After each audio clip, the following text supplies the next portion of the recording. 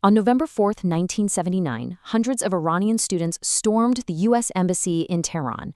Within hours, 66 Americans were taken hostage. Welcome to this explainer, where we're going to investigate the massive 444-day standoff that completely reshaped global politics.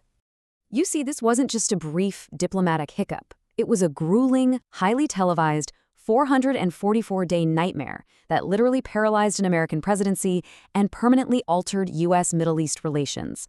But how did we actually get to this explosive breaking point? Well, to figure that out, we have to look backward. Part 1. Roots of the Revolution. To really understand 1979, we have to rewind the clock back to the 1950s. In 1951, Iran's democratically elected prime minister, Mohammad Mossadegh, made a massive move. He nationalized the country's British-controlled oil industry. In direct response to this, the CIA and Britain's MI6 orchestrated a covert coup in August of 1953. They overthrew Mossadegh and restored Shah Mohammad Reza Pahlavi to ultimate power. And for the Iranian people, this glaring Western interference planted some incredibly deep seeds of anti-American resentment. Now, for the next 25 years, the Shah maintained his grip on power largely through fear. Heavily armed and supported by the United States, he relied on SAVAK. That was his covert secret police force. They were infamous for severe political repression, intense censorship, and widespread torture. SAVAK enforced compliance, sure, but it also incubated this furious, boiling public anger right beneath the surface. You can really see the ideological collision course here. The Shah pushed forward what he called the White Revolution, this rapid Western-backed modernization program. But his secular vision directly alienated the country's religious establishment. Enter Ayatollah Ruhollah Khomeini. He was a prominent cleric advocating for Islamic traditionalism in the total eradication of Western imperialism. Khomeini quickly became the exiled, outspoken voice of a deeply disillusioned public. Part 2. The Fall of the Shah. Let's look at how this ideological divide finally shattered the regime. By January 1978, the boiling point was officially reached. Protests violently escalated, totally paralyzing the Iranian economy. The momentum of this uprising was just staggering. By January 16, 1979, sensing total collapse, the Shah fled into exile. And just weeks later, Ayatollah Khomeini returned to a triumphant welcome by millions of people. The monarchy was dead, and the Islamic Republic was born. So what exactly was the catalyst that triggered the embassy attack? In a word, paranoia. The deposed Shah had become terminally ill, and on October 22, 1979, U.S. President Jimmy Carter admitted him into the U.S. for cancer treatment. For Iranian revolutionaries, this was not seen as a humanitarian gesture. It was a terrifying red flag. They genuinely believed the U.S. was using this as cover to plot a second 1953-style coup to restore the Shah to power all over again. Part 3. The embassy takeover. That immense fear culminated in a flashpoint that truly shocked the world. On November 4th, driven by anti-imperialist fervor, anywhere from 300 to 500 militant students breached the gates of the U.S. Embassy in Tehran. Identifying themselves as the Muslim student followers of the Imam's line, they easily overran the compound, demanding the Shah be returned to stand trial. What began as a sit-in instantly morphed into a full-blown international hostage crisis when Ayatollah Khomeini officially endorsed the takeover.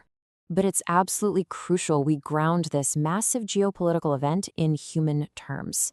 Barry Rosen, the embassy's press attaché, were called the absolute terror of those first dark hours.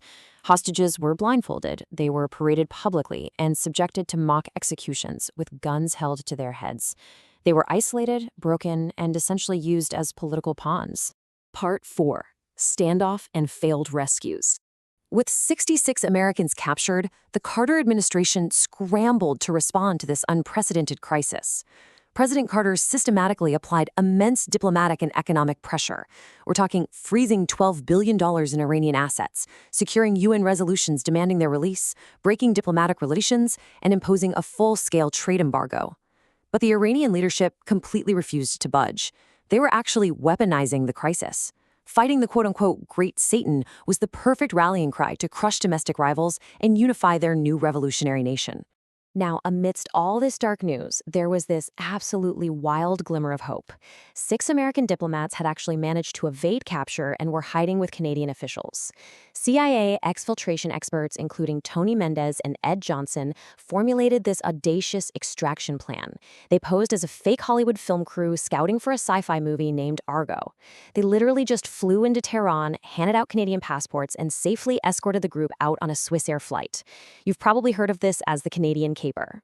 But while the Canadian caper succeeded, the official military rescue attempt ended in absolute tragedy. On April 24, 1980, Operation Eagleclaw had to be aborted due to crippling dust storms and equipment failures in the Iranian desert. During the chaotic withdrawal, a U.S. helicopter collided with a transport plane, killing 8 American servicemen in a fiery crash. It was a devastating blow to U.S. morale and effectively shattered whatever faith was left in the Carter administration. Part 5. Elections and Algiers Accords. As the crisis dragged painfully into late 1980, the political ground beneath both nations began to crack. For over a year, images of blindfolded Americans completely dominated U.S. media networks, creating this pervasive sense of American paralysis.